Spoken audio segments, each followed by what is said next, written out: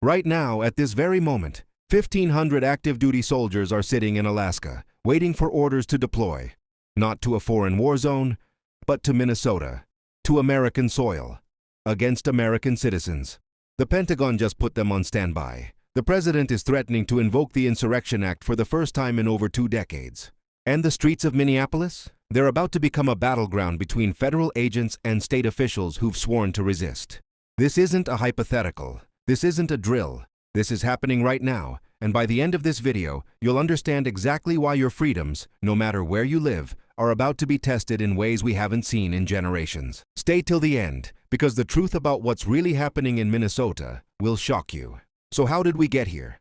How did a state known for Minnesota nice turn into the epicenter of a potential constitutional crisis? Let's go back to the beginning. It started with President Trump's promise to crack down on immigration. Over 3,000 federal agents descended on Minneapolis, part of what the administration is calling the largest immigration enforcement operation in American history.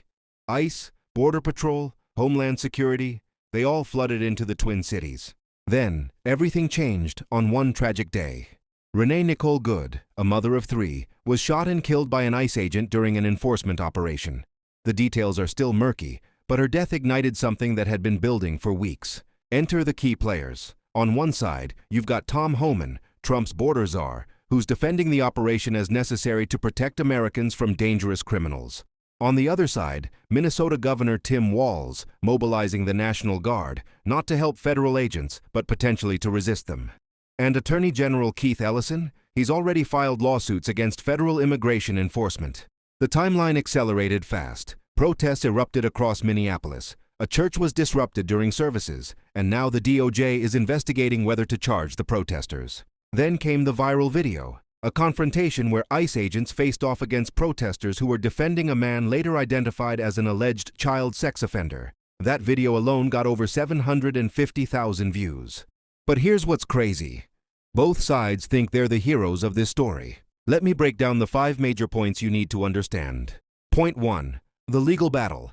Minnesota isn't just complaining, they're fighting back in court. Attorney General Ellison has filed multiple lawsuits claiming federal overreach and constitutional violations. The state argues that these mass enforcement operations violate due process, Fourth Amendment protections against unreasonable searches, and state sovereignty. The federal government's response? National security trumps state concerns. Tom Homan told reporters, quote, "We're going after criminals who shouldn't be here in the first place." Point 2. The numbers game.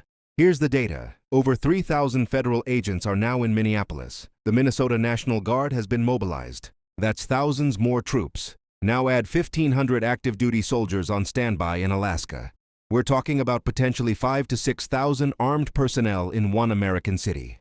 For context, that's more troops than we currently have in several overseas combat zones. Point 3. The church incident. This is where it gets constitutionally messy. Federal agents and protesters clashed at or near a church during services.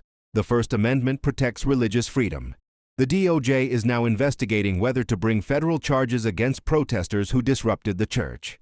Think about that for a second. The government investigating citizens for actions taken during a protest, at a church, during an immigration raid. Every constitutional scholar in America just sat up straight.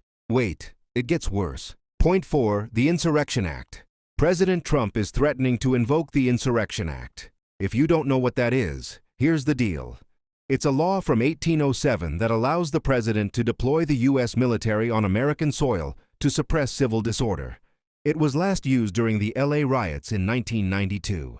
If Trump pulls this trigger, those 1,500 soldiers move from Alaska to Minnesota, active duty military, on American streets, enforcing federal immigration law against potential state resistance. Constitutional experts are split. Some say it's a legitimate use of presidential power. Others are calling it authoritarian overreach. Point 5. The human cost. Renee Nicole Good, mother of 3, shot dead. Her family is demanding answers. They want to know why lethal force was used. They want accountability.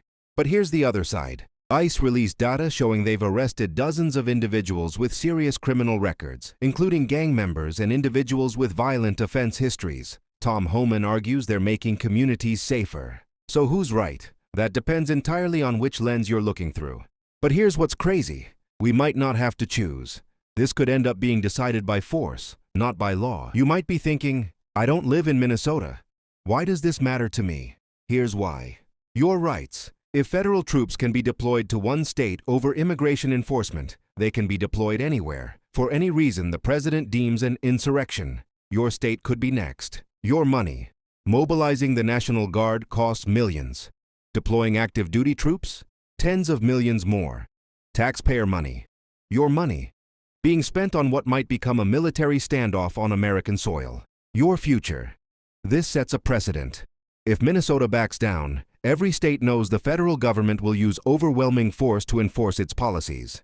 If Minnesota resists successfully, we could see a fracturing of federal authority that hasn't existed since the Civil War. Real people are being affected right now. Families are being separated. Communities are being torn apart.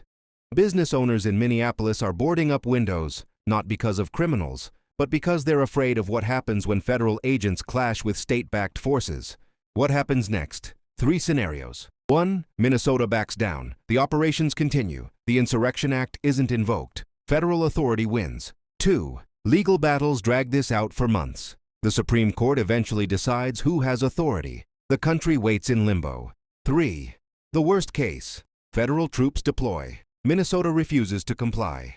We get images of American soldiers facing off against American National Guard troops, with American civilians caught in the middle. Experts I've spoken with off the record say Scenario 3 has a 20 to 30% chance of happening. Those aren't Vegas odds. Those are terrifying odds. Let me recap this in 30 seconds. 1,500 troops on standby. 3,000 federal agents already in Minneapolis. A state government willing to resist. A president willing to invoke emergency powers not used in over 20 years. 1 woman dead. Protests escalating. Constitutional crisis brewing. And all of us watching to see if this explodes into something America hasn't seen in over 150 years. Federal troops enforcing law against state resistance. So comment below. Which side are you on? Do you support federal enforcement no matter what? Or do you stand with Minnesota's right to resist? Because this isn't going away. This is just beginning. And if you want to understand what the Insurrection Act actually says and why constitutional experts are freaking out, watch the next video where I break down the actual law and what it means for every single American. The clock is ticking, the troops are waiting, and Minnesota is not backing down. Stay informed, stay aware, because what happens next, it's going to define America for a generation.